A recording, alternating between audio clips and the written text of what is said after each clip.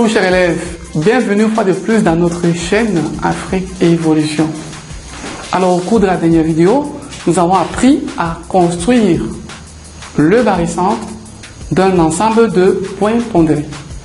Aujourd'hui, on va supposer qu'étant dans un repère, par exemple orthonomé, et étant connus les points, n'est-ce pas, ou étant connus, quant à moi, les coordonnées des points pondérés, l'on sollicite construire, ou alors l'on sollicite déterminer celle du point grand G, barycentre de nos divers points pondérés. Alors, comment faire pour y parvenir à la détermination finale des coordonnées du dit barycentre? Là constitue, n'est-ce pas, le thème de cette vidéo. Alors, sachez que si notre repère d'étude est, par exemple, le repère OIJ,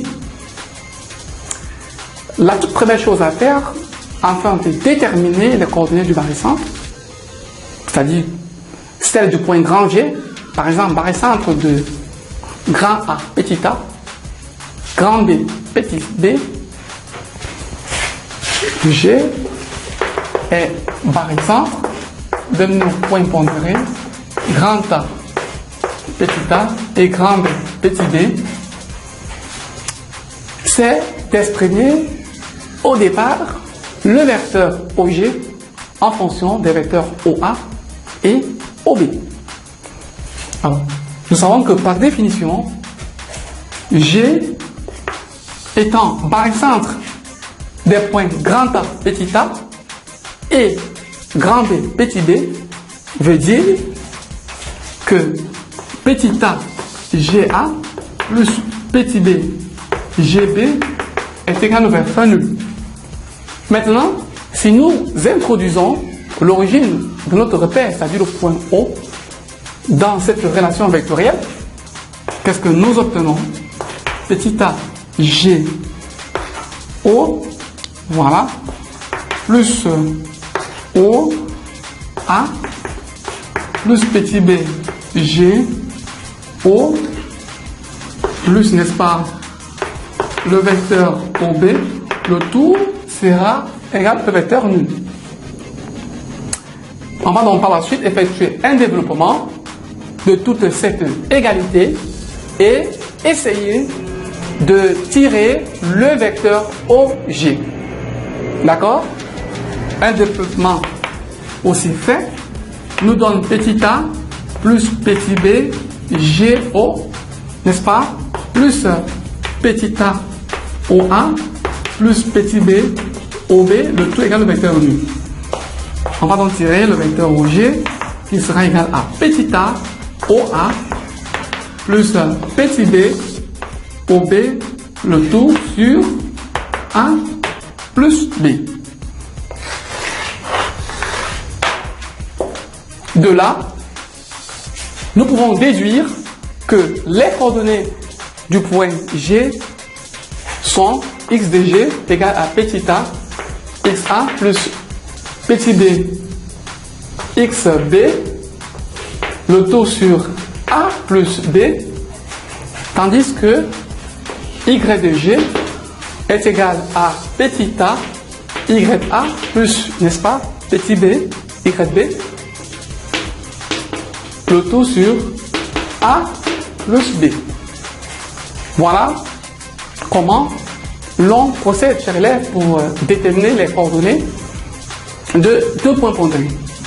Sachez que dans le cas de trois points pondérés, c'est-à-dire si on avait par exemple grand G, barycentre de grand A, petit a, grand B, petit b et grand C, petit c, on aurait de même x de G, c'est-à-dire que, on va essayer de se faire entendre, si nous avions, quant à moi, grand G, barycentre des points grand A, grand B et grand C, de coordonnées petit a, petit b, petit c, alors on aurait, de façon spontanée, x de G qui serait égal à petit a, xa plus petit b, xb, voilà, plus petit c XD sur la somme des coefficients A plus B plus C, tandis que de l'autre côté, nous aurons comme ordonnée du point G, Y de G qui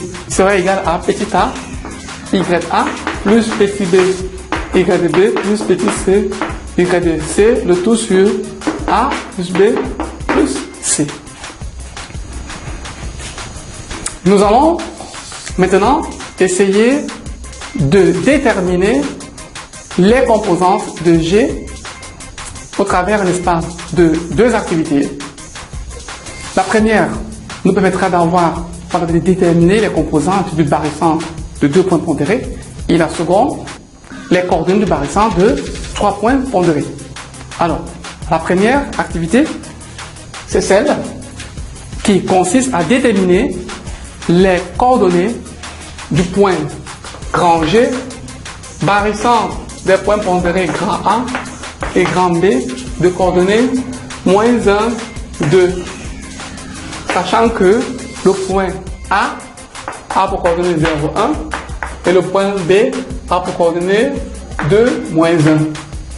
Alors, par définition, x de G est égal à petit a, c'est-à-dire moins 1, donc moins 1, d'accord, fois 0, plus, n'est-ce pas, 2 fois 2, le tout sur la somme de coefficients, c'est-à-dire moins 1 plus 2.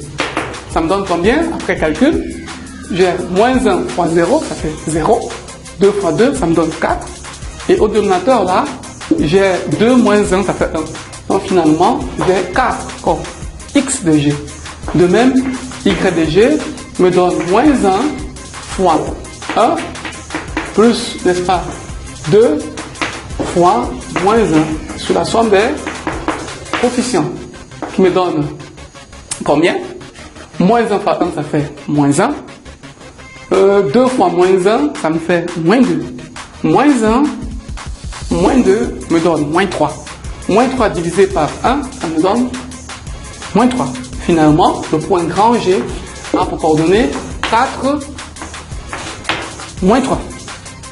Alors, dans le cas de la seconde activité, on aura pour tâche de déterminer la composante de 3, la composante, ou alors les coordonnées du barycentre de 3 points pondérés.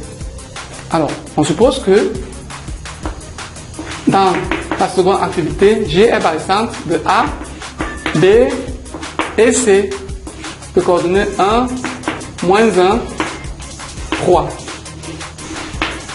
Et que nos points ont pour coordonnées, on prendra 0, 1, B, 1, 0, C, 2, 2. Voilà. Qu'est-ce qu'on a comme coordonnées? On a x de g qui nous donne 1 fois 0 plus moins 1 fois 1 plus 3 qui est fois 2. Le tout sur la somme des coefficients. C'est-à-dire 1 moins 1 plus 3.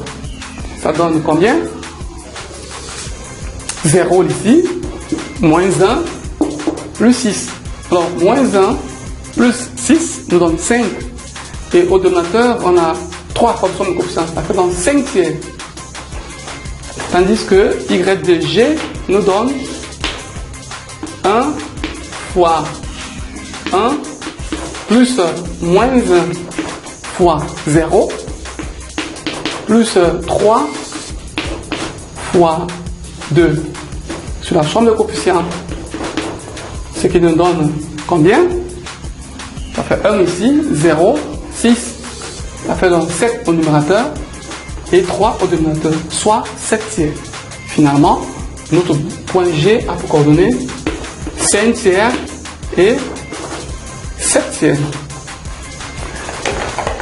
Nous voici, chers élèves, parvenus à la fin de cette vidéo, dont le but portait sur la détermination des coordonnées du barycentre d'un ensemble de points pondérés.